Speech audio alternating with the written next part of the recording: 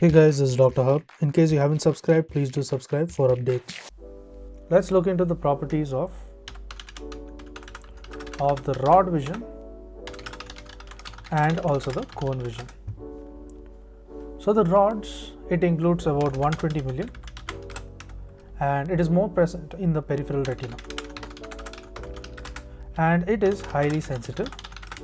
It has night vision, that is scotopic vision is present. It has low acuity, the gray color vision is present, that is achromatic vision, and on activation process the hyperpolarizing current. So on activation produces the hyperpolarizing current. Next we move on to the cones. The cones is lesser in number, that is it is about 6 million and it is more concentrated in the fovea. It has low sensitivity, it is considered the cone is for the day vision. It has high acuity and the color vision, there is presence of color vision. So color vision is nothing but the chromatic vision, and on activation it produces the hyperpolarizing current.